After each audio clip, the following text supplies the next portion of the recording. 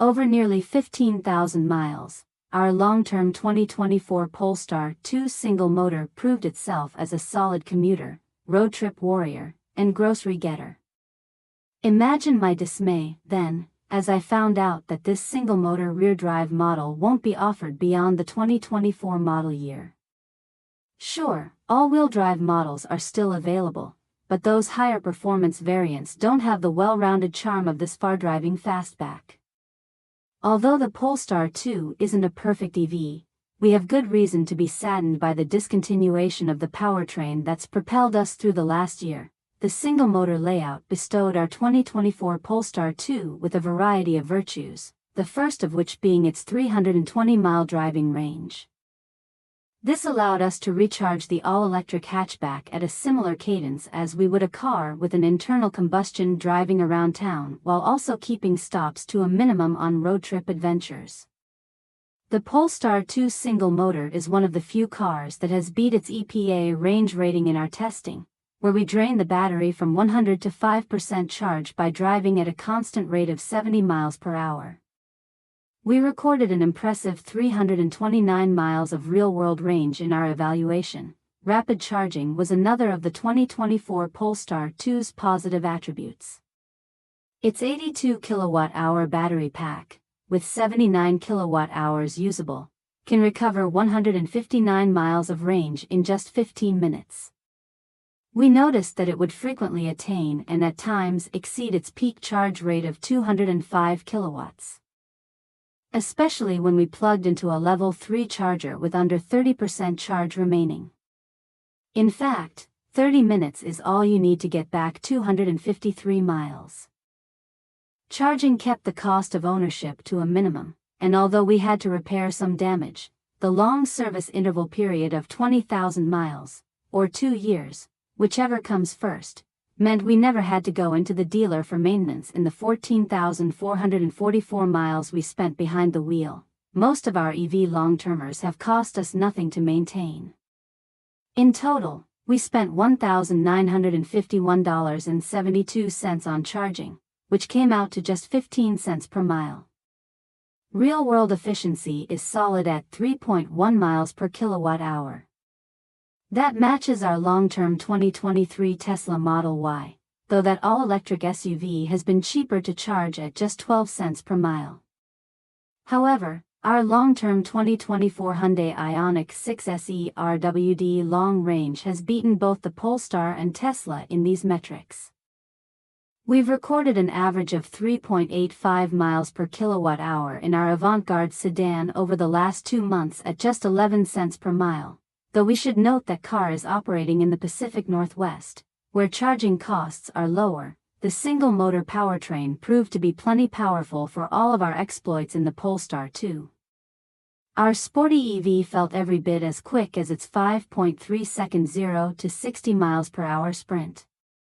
Accelerator response was immediate and linear until you ease off. We became fond of the Polestar 2's well-calibrated one-pedal driving and favored its use over the available coasting mode. Steering feel, which could be adjusted to 3 levels of resistance, was accurate and precise, though the heaviest setting is far too aggressive for our tastes. We found the Polestar 2's exterior design to remain just as attractive to our eyes on the day it left as it did when it arrived.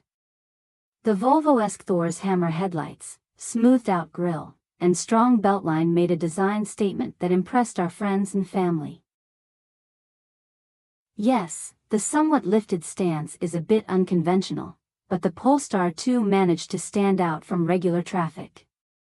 The animated LED taillights, connected by a light bar running across the tailgate, contributed to the car's overall sense of specialness that we enjoyed over the year. As fans of Scandinavian minimalism, we appreciated the Polestar 2's thoughtfully laid-out cabin. Real wood trim and cloth accents gave a subtle upscale look to the dashboard, and its beautiful vent knobs meant we never had to fish around in a menu to adjust airflow. The powered heated seats, with Polestar's WeaveTech upholstery, were comfortable and breathed well on long drives. Ample but unintrusive bolstering provided plenty of support on twisty roads. The central touchscreen was easy to navigate, with its home screen displaying 4 primary app zones. Choosing an app would enlarge its interface to fill the whole display, which made us extra appreciative that Polestar outfits the two with a large, fully digital driver's display to always keep pertinent information on hand. Google's Assist voice commands and built-in apps eliminated the need for Apple CarPlay. The Spotify player was updated during our time with the Polestar 2, receiving a slicker-looking interface and more intuitive controls. Speaking of music, we loved the Harman Kardon sound system that came equipped as part of the Plus pack. Audio quality was full and clear. We praised Polestar for its well-engineered cargo area throughout our prior updates, which featured a clever divider for separating and securing smaller items stowed beneath the hatch. The trunk was spacious enough to swallow the luggage of 4 adults for a weekend trip, especially because the underfloor cubby was deep enough to secure 1 or 2 extra small bags.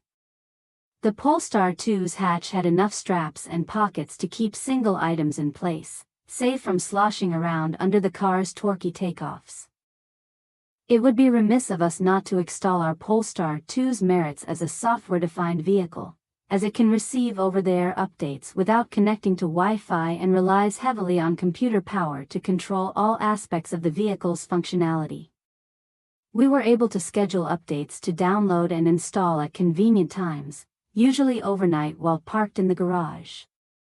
The Polestar app, which enabled remote monitoring and interactivity, received additional capability over the course of our loan.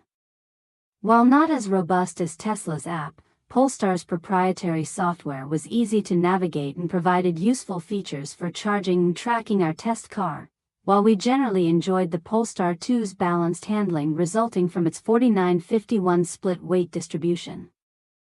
Other aspects of its driving dynamics needed refinement. Body control was typically excellent over better paved roads, but the chassis shuddered and jiggled over rougher surfaces. Wind noise at highway speeds was minimal, but road and tire noise was an issue when we drove over poor pavement. As good as the Polestar 2's one-pedal driving was, mechanical and regenerative braking needs to be blended more smoothly. If we needed more than regenerative braking, stepping on the brake pedal gave way to awkward and wooden-feeling travel. The Polestar 2 uses the same platform as the Volvo XC40, so you feel some of the constraints of its architecture in the interior packaging. Although we were generally fond of the cabin's restrained layout, the cockpit-style space could feel a little tight at times, and there wasn't nearly as much storage as we'd have liked due to the vestigial transmission tunnel. Additionally, the door pocket cup holders weren't deep enough to fit taller water bottles. Another ergonomic flub we noted was the pause/play button located in the center of the volume knob, which is positioned just under the shifter. It was easy to bonk the button and accidentally pause music while resting a hand on the console. Overall, we appreciated the Polestar 2's more conventional approach to car design than newer all-electric competitors, but many of the limitations we've mentioned arose from its reliance on a platform shared with gasoline-powered cars.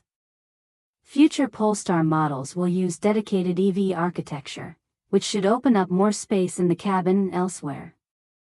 As much as we loved the Polestar 2's clever trunk layout, the shallow frunk was borderline useless for anything other than hauling the mobile charging kit. We kept the included charging cable and power supply stashed under the hood, which ate up most of the extra storage space we could have had in the front of the car.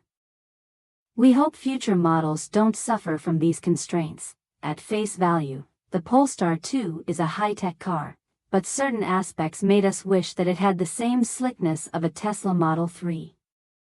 Its touchscreen's graphics look a generation old, screaming early Android rather than modern iPhone. The driver assistance tech proved itself to be useful most of the time, but we preferred to steer ourselves on the highway due to less than reliable pilot assist lane keeping. Polestar's highway assist hardware performed well with distance control and deceleration, but the car tended to wander within its lane and struggled to stay on track through higher speed bends. Finally, We had issues where the audio sound and even the turn signal sounds wouldn't play from the infotainment system, requiring us to fully reboot the car's telematics before we could continue driving. Our test car had its imperfections, but in general it was a pleasure to drive on a daily basis. We wish we could tell you that you can buy a rear-drive Polestar too, and should if the package appeals to you. But unfortunately Polestar discontinued this configuration as it seeks to focus on more profitable, and presumably more tariff-immune, US-built models.